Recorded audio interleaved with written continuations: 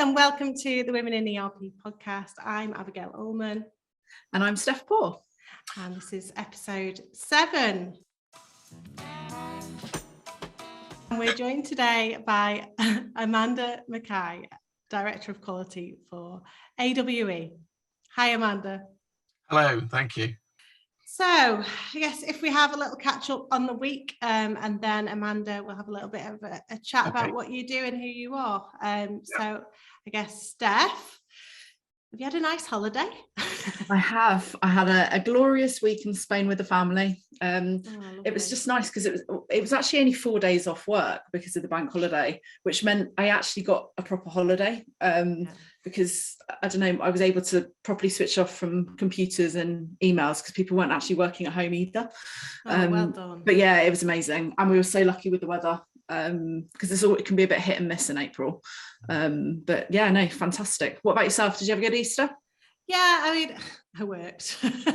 I worked most of it, but we got 1 day away in Portmeirion in Wales, and it's amazing. Have you ever been? It's such a weird place. It's where The Prisoner was filmed, like the 1960s series. Have you been, Amanda? I have, yes, many years ago. Yeah. Yeah, it's like being in Italy in the middle of Wales. It's lost in time, isn't it? Yeah, it's amazing. You must go. Yeah, so that's really all we did, and got out into the garden and all that kind of stuff. But yeah, chilled one, relaxed one generally. Yeah, very good. It's what we all needed. Yeah, definitely. Yeah, let's have a chat with Amanda then. Amanda, who are you and what do you do? So, Amanda McKay. I'm I was going to say late middle age, but I may as well give it away. I'm 59 this year. I'm Director of Quality for AWE, the Atomic Weapons Establishment, down in Aldermaston. I live up in Glasgow, so I have a very long commute each week. I've been working in the world of quality assurance, quality and the wider assurance piece within nuclear and offshore oil and gas for most of my working life.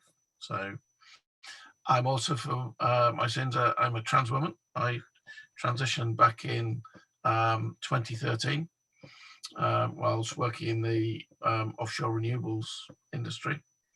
Really strange experience for me, something that had been part of my life for a long, long time and caused me a great deal of angst, anxiety, distress, and all sorts of things. But probably the best decision I ever made was transition for me. Brought me to where I am today. I spend a lot of my time, not just as, quality is a strange subject. It's we're the nosiest profession on the planet because if we don't know what's going on, we can't provide assurance, advice, and other things. So I found it to be a really enlightening career path. By degree, I'm a mine engineer. So I started my life in the coal industry in the Midlands as a graduate of the National Coal Board. Unfortunately, due to the miners' strike and the demise of the UK coal industry, my job went very quickly after I graduated, unfortunately. But I moved into, at that time, into tunnelling, which is a very aligned profession. We don't really produce mine engineers in this country anymore. They're all tunnelling and civil engineering also. But that set me up with a really good background because mine engineering, you're a jack of all trades. You know something about everything. My claim to fame is I've never built anything that's lasted more than an 8-hour shift. With the ultimate temporary works engineers. Yeah. You keep the roof up just long enough to get the coal out. Absolutely. And I moved into the wider field of construction and then into heavy lift. So I worked as a heavy lift manager in the crane industry for a while, and then moved into project logistics and offshore oil and gas. So I spent a lot of time out in the North Sea running a big 18,000 ton crane barge. So very, very masculine sort of roles. Oh yes, I was about to say exactly the same. Yeah, amazing. that was my defense mechanism. Yeah. Okay. So by being busy and by doing these ultra masculine things, so I've also throughout my life had a second career in volunteering. So from the age of 17, I joined the Territorial Army in my local town. So I was still in the sixth form at the time.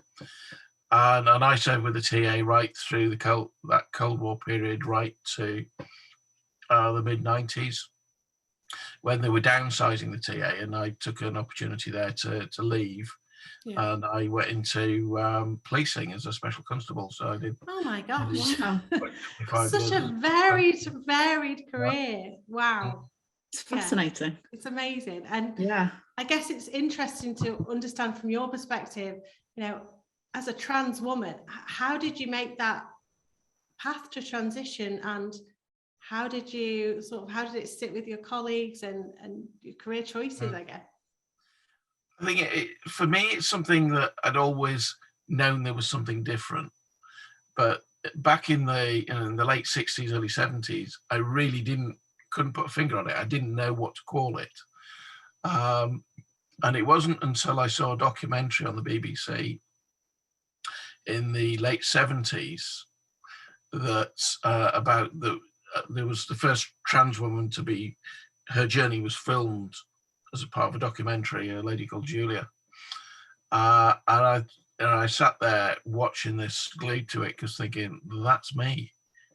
You know, how do I now know what to call it. I now know what it is. And when I left university, I'd started with the Cold War. When they made me redundant and I had to go and find another job, I ended up down in London working in the construction sector. And I was able to go to the Charing Cross gender clinic. And those were the days when there was no such thing as a waiting list. If you look at the statistics now, that the waiting lists are several years, if not nearly 5-6 years long, just to get a first appointment. And what I realized in going to speak to them, and they gave me the diagnosis of gender dysphoria, which is the basis of why people sort of, it's a loathing of or an understanding that you're born in the wrong body. But at that time, they made life incredibly difficult. You really had to want it. I have a very good friend who went through the system before me.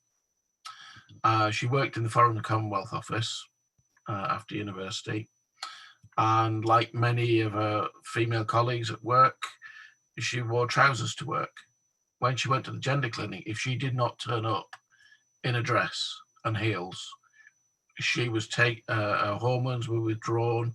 She was put back by 6 months. They expected you to be ultra feminine, and we all know that isn't the basis of being a woman. That's crazy, isn't it? Because I was about to say, wow, I guess in the 70s that was really kind of cutting edge in terms of but then to hear that as well, it was like you're being punished at the same time for whilst they're trying to support you, which is bizarre. And for me, it said to me, I'm not strong enough to go through that. And I really didn't see how I could do that, and particularly in the industries I was working in at the time. And there was no legislation protecting you. So there was no Gender Recognition Act, there was no Equality Act, and you would find the vast majority of trans women at that time would end up in as sex workers. Yeah. That's just the way it was seen. Yeah. And that's what drove me. I took on the TA in my spare time, the jobs in construction and heavy lifting and things in a day, and I just made myself busy. It blanked it out effectively, put it to the back of my mind. And I would find that when one of the consequences of that is that when a job started to not be interesting anymore, or I wasn't as busy as I should be, I would move, because what would happen is that all of that anxiety and depression would come back. Yeah. Because there was nothing to keep it at bay. And I went through cycles like this through most of my working life until probably it's when I moved up to Glasgow. I was working for the government for the Nuclear Decommissioning Authority in Cumbria, and part of my role, I managed a very large change program. As part of that program, I actually engineered my job out of the organisation chart, but it was the right. It was the right thing to do at the time. So I'd already secured another role up in Glasgow with SSE, working on their major projects business. You know, we were spending between £8 and £9 billion a year on creating assets, a fantastic opportunity. And I moved up to Glasgow, got myself a flat there during the week, and then suddenly realized all my support mechanisms, you know, my being busy on the night, volunteering stuff, model making when I wasn't doing that, doing DIY and all of these other things weren't there. And I would come home from work because they were very strict about the 8 till 5 working regime. They really didn't want you working excessive hours and doing other things. Yeah. And I found, it was late 2010 in the autumn, sitting in flat on my own, all I had was my television, and my mental health went downhill rapidly. I can imagine. And I reached out to a group in Glasgow at the time, a trans support group, and they put me in touch with the gender clinic. And I went for, I got onto their list. It was a very short waiting list up here at that time. And I was re-diagnosed with gender dysphoria, and made the decision there and then that maybe now was the time to do it. Yeah. And it's time to change. And it took me a couple of years to pluck up the courage to ask for work. I'd never seen any, we had the right policies in place, but we didn't have any, there was no other trans people I could see. And, talking to people in Glasgow, quite a lot of the people of my age group who transitioned had lost their jobs. They one way or another, if an employer wants to make you redundant, they will. And I enjoyed my work, I enjoyed my career. At the very least I need money to pay a mortgage, so I have to be really careful. But I plugged up the courage one day. I was sat in with HR, a young lady from HR. I was covering my boss's meetings while he was on holiday. She was covering her boss's meetings while her boss was on holiday. And I sat down and said, I need a chat with her. And the first thing she thought about was, it's about money. That was the first thing that you look. And she said, I'm not here to negotiate pay rises. I said, no, it's nothing to do with pay rises. And I just came out with it and told her what I wanted to do. And one, it was a fantastic load off my shoulders. Yeah. Because I'd sat with this for a couple of years thinking, how on earth do I do it? And she just sat there gobsmacked. She said, I don't know what to say. One, thank you very much for telling me, but two, I don't know what to do. I'm going to have to go away and find out.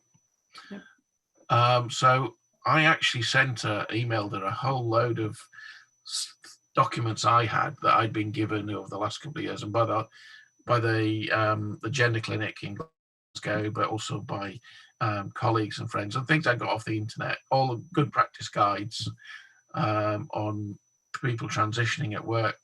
So she took it away, and I didn't hear anything for a week, and I was getting a bit worried that nothing was gonna, just blurted out my sort of darkest secret and what was going to happen. And she organised a meeting with her boss who'd come back from leave, and the HR director for the wider SSE group. So I went up to the Perth office where I regularly used to travel around Scotland and Ireland with my job. And they sat me down and said, right, let's draw up the plan. How do you want this to work? When do you want this to happen? What's the risk? Have you got your own idea of the risks that may be involved with this? And how do we tell people? So together we actually, and I was told a long time ago, you can't project manage this, but we did. And we put together a plan, and within a couple of months I'd come out at work, and the rest of the world knew. That's great.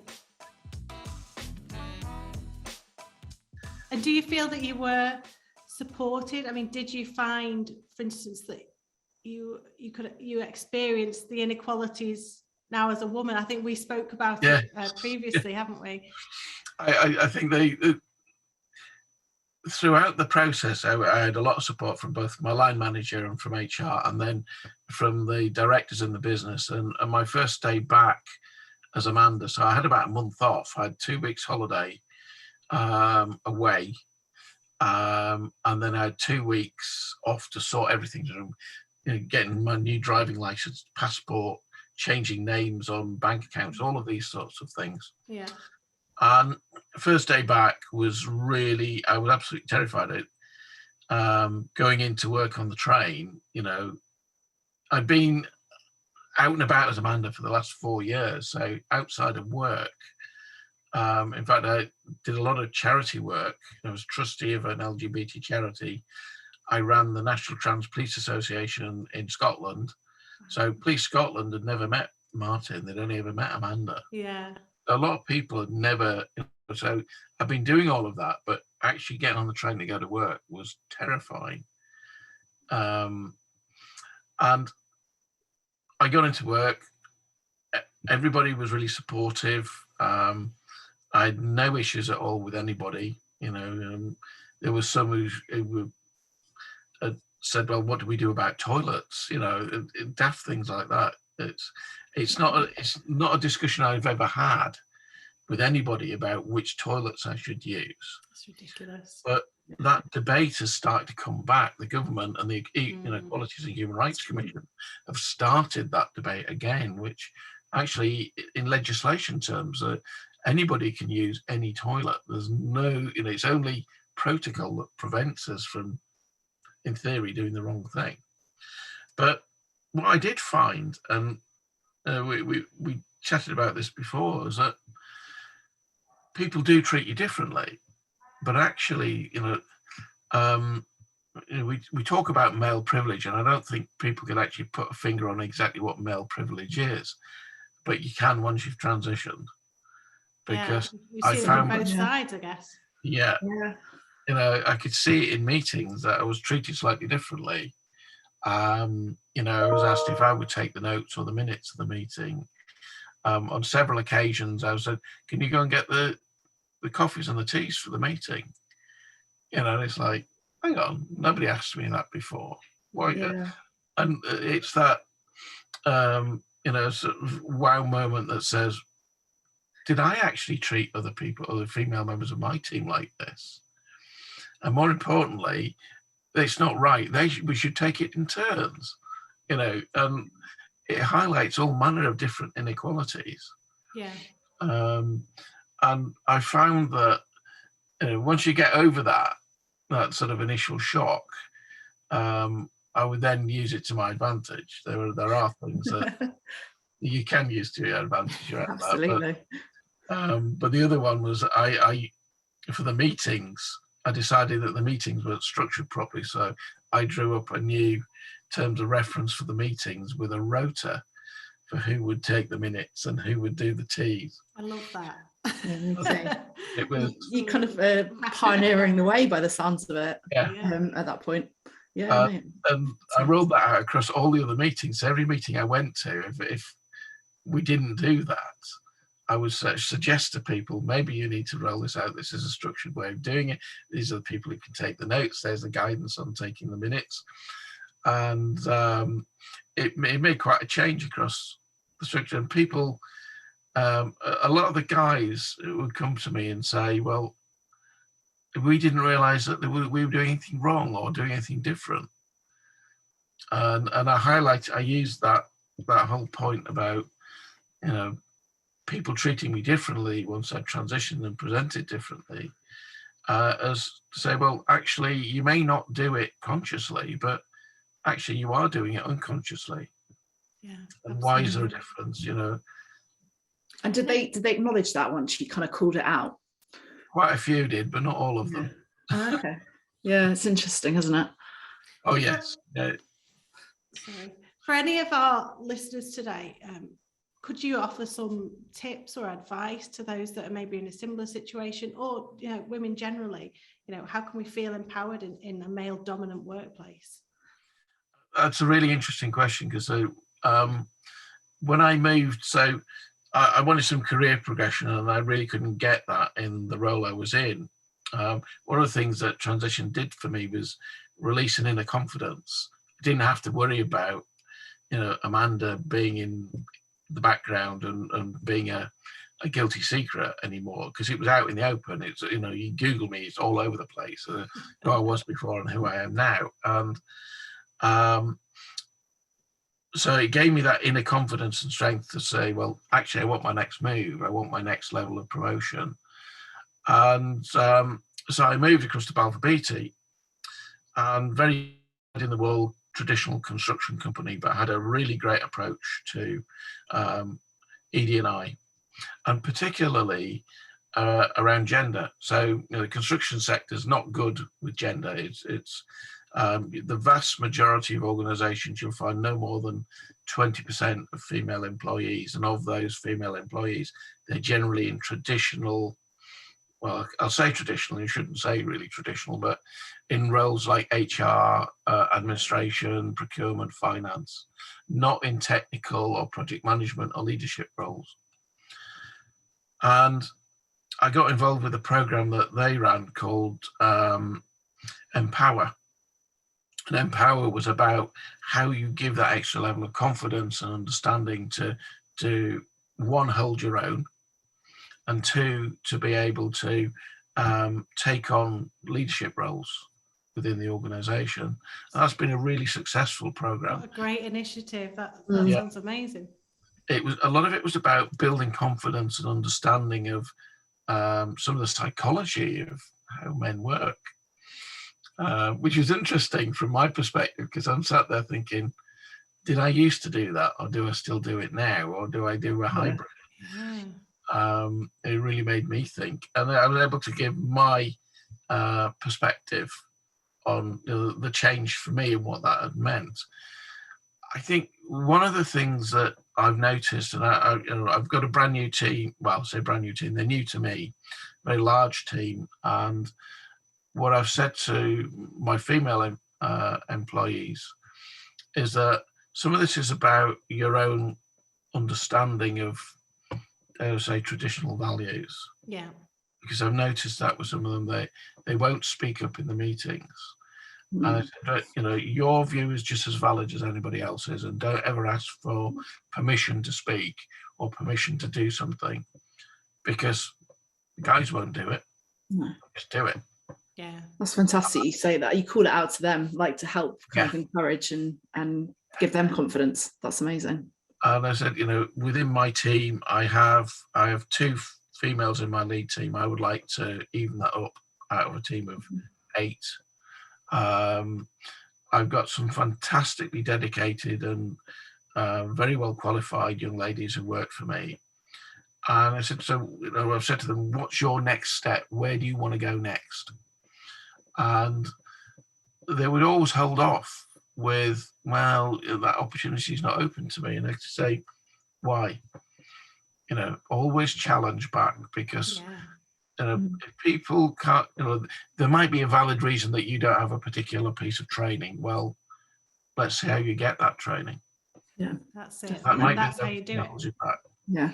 Yeah. And it's about questioning why you can't go further, why you have a different journey to the male colleagues.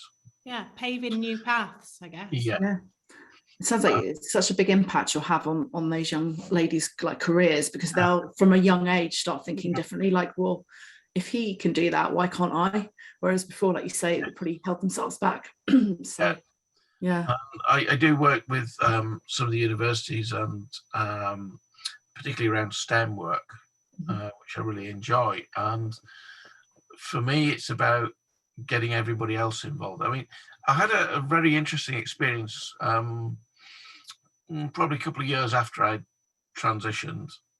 And you can see behind me, I make model kits. I've got thousands of them. Like most model makers, I've got more models in here than I could ever build in a lifetime, probably 3 lifetimes. But I enjoy that. I enjoy working with my hands. I enjoy crafts, but I also I still enjoy DIY and engineering, and what some people said to me were male orientated things. I said, well, 1, that's my background, that's my history. 2, that's my interest, and 3, why can't girls do it? Yeah. What's to say that a girl can't be an engineer, be a pilot, be whatever she wants to be? She had the same aspiration as anybody else. 100%. And I had people in my own community, the trans community, criticizing me because I had male orientated things in my life, and I said, I'll happily wreck my nails to get inside the engine compartment of a tank and work on its engine, which I do. Gardening this weekend. But that's crazy, because you literally can't win. You just, by the sounds of it, are just being authentic and living as yourself. And like you say, even the trans your trans friends are saying, actually they're not friends if they're criticizing you, but it's kind of it's crazy that you're getting it from both sides in some ways. Yes, and I think it's one of the things I learned very early on is that you just got to be yourself. And in this life there will be people who support you and there'll be people who don't, and that's just people and society. So I moved away from I used to do a lot of work with the trans community, a lot of support work, and I don't do as much now as I used to, for the simple reason that I found it you could get drawn into arguments on the most stupid of things, which actually common sense tells you, if A wants to do that, that's fine for them, but if B doesn't, then that's fine for them. There's no right or wrong as long as you're not harming somebody else and you're not breaking the law. It's what's right for that individual. Absolutely. The government at the moment are really discriminating against trans people with regards to their aversion therapy stance. What are your thoughts on that at the moment? What message would you like to get out to people? I would say that I don't quite understand the stance of this government. It's very, very anti-trans, and that's spread into the other groups that they run. So you'll have seen in the press that the great LGBT conference they were planning to run has now all collapsed because of this. And the Equality and Human Rights Commission head has been brought into the Women and Equalities Commission to explain her actions. So why is she raising anti-trans things and wasting time effectively when there are many other things that they should be doing? For me, it's a group of people trying to reverse something that's been going really well for years. We were held up as a great supporter as a country of LGBT plus rights, particularly trans, and now it's gone backwards. I think that's just a sign of the times. That's it's odd what's going on. There's definitely something's happening. Yes, yeah. So I think there are a lot of these conspiracy theories, but until somebody brings up the absolute proof around it, I think it's just the way that this particular government are and their views. I mean, Liz Truss, as the sort of equalities minister, really has no time for the trans community and has used it as an excuse to drive a wedge in the LGBT community, actually. It's not on. Live and let live. Absolutely. I think once you pick on one community, they'll start and pick on another one.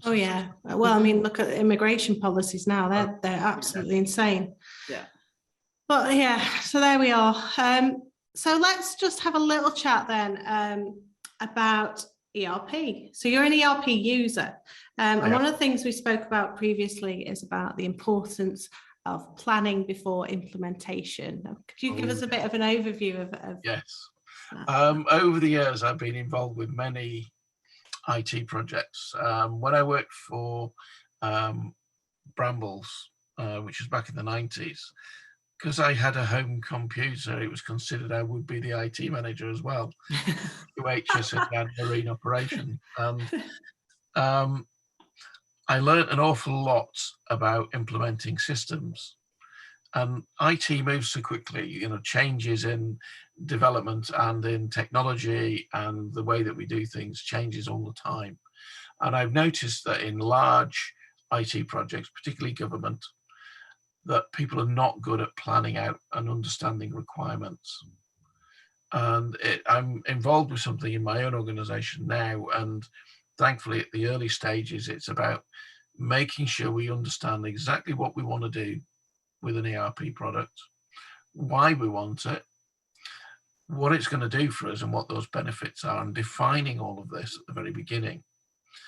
Because I've worked on projects in a previous role when I worked for government, I was an OGC high-risk reviewer, reviewing government IT projects as an independent.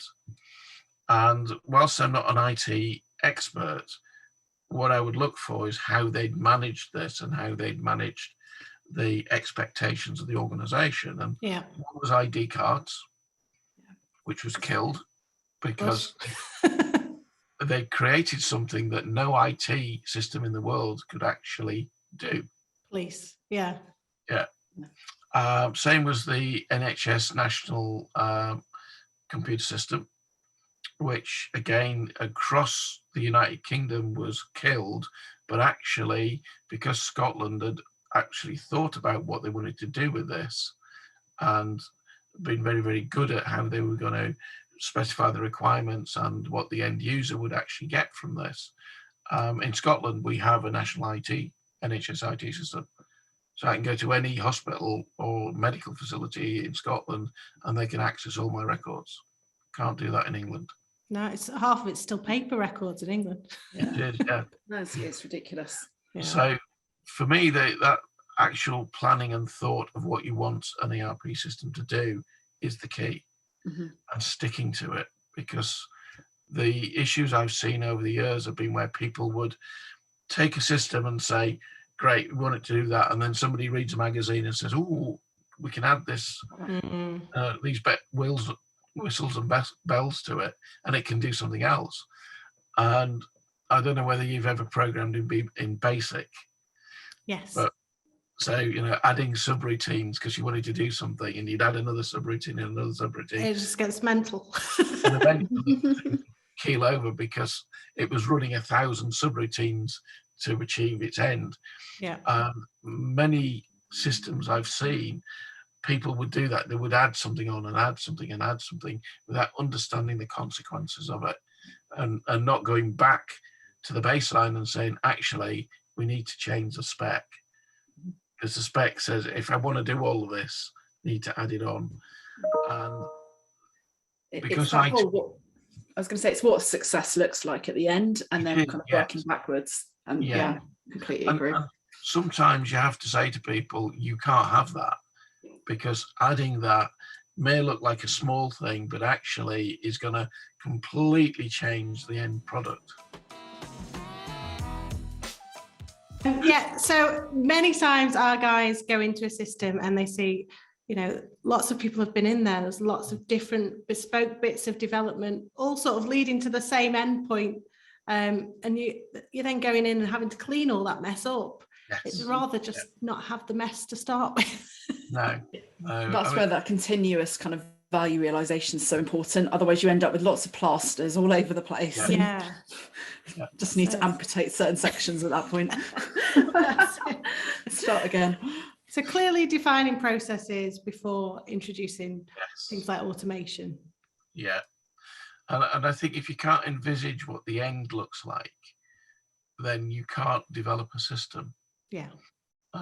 It's something that I've always admired those people who put together a system from scratch, and they've come up with that vision. And I bought a number of off-the-shelf systems in the past, and someone said, how on earth did you come up with that? Because it does everything they want it to do, out the box. Yeah. And they would say to you that it's born from experience of what other people wanted. More importantly, being able to make your product future-proofed to cater for everything that anybody's going to throw at it. Yeah. Because there's nothing worse than you've developed something and someone comes along and says, well, I want it to do this now. Not understanding the consequences of it.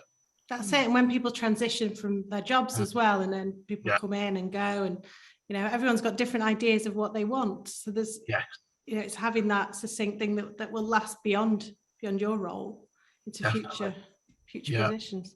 I think it's something that I know. I mean, the Prince 2 methodology was brought in by government because they needed to give the IT people a structured project management approach.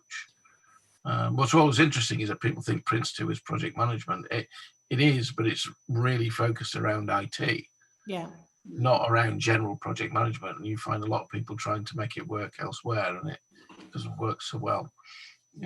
APM and other things are probably better suited to construction, not Prince 2. But in terms of data, I think we spoke about building a data lake. Yes. Tell us about that theory.